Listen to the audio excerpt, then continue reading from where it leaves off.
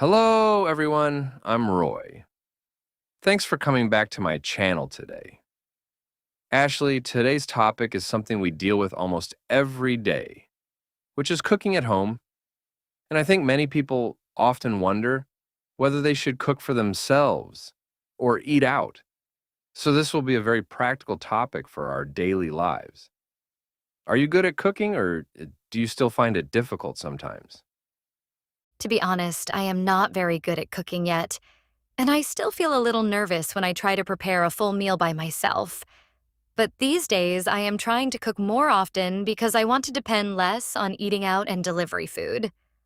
I completely understand how you feel because I was not confident about cooking in the past either. And I used to think that cooking at home would take too much time and effort compared to ordering food. These days, eating out or ordering delivery food feels quite expensive, and I sometimes feel surprised when I see the final price on the receipt. So I try to cook at home more often, even if the meals I make are very simple and not very fancy. I feel the same way because the prices of restaurants and delivery food have gone up a lot recently. And when I compare the cost of cooking at home, I realize that it is much cheaper in the long run and also easier to control my spending. Another reason I try to cook at home is that food from restaurants is often too salty or too oily for my taste. And when I eat that kind of food too often, I start to feel uncomfortable.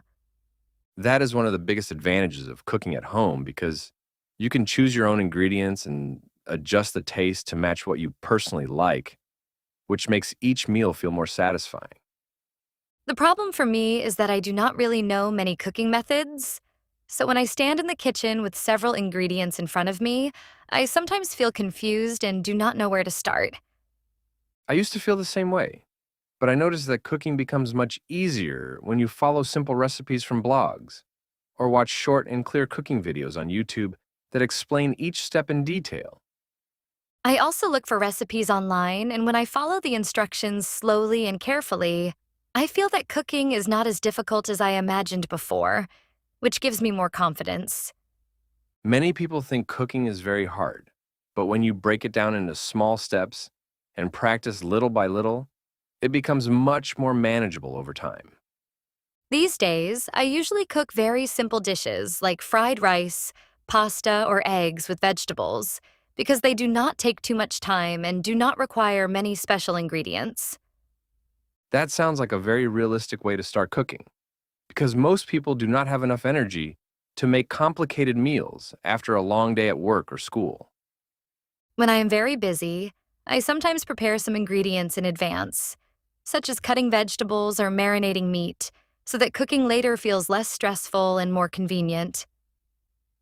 Preparing ingredients ahead of time is a very useful habit, and it can save a lot of time and make cooking feel much easier on busy days when you do not want to think too much. One thing I really like about cooking at home is that I can adjust the taste to my own preference.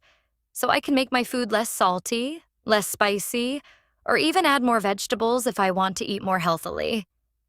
I feel the same way because when I cook for myself, I feel more in control of my diet, and it gives me a sense that I am taking better care of my body.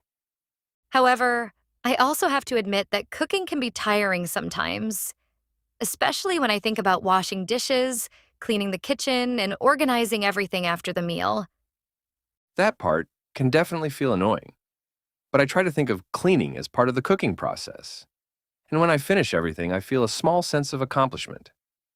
I once added too much salt to my soup because I did not measure it properly, and the taste became so strong that I had to drink a lot of water while eating.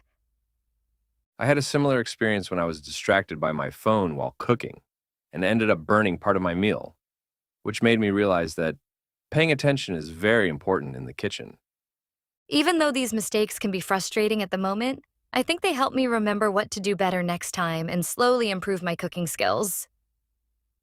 I agree with you because making mistakes is a natural part of learning any new skill, and cooking is no different from learning a new language or a new hobby.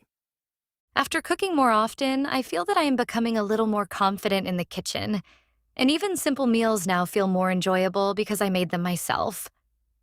That is a great feeling, and I think cooking at home is not just about saving money or eating healthier, but also about enjoying the process and feeling proud of what you create.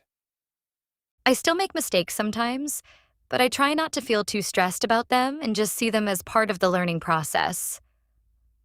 That is a very healthy attitude to have. And if you keep practicing little by little, I am sure you will become more comfortable with cooking over time. Thanks for listening to today's English conversation about cooking at home. And if you enjoyed this extended dialogue, try listening again and repeating the sentences out loud because daily practice, even for a few minutes, can really help improve your English and your confidence. We hope to see you again in the next lesson.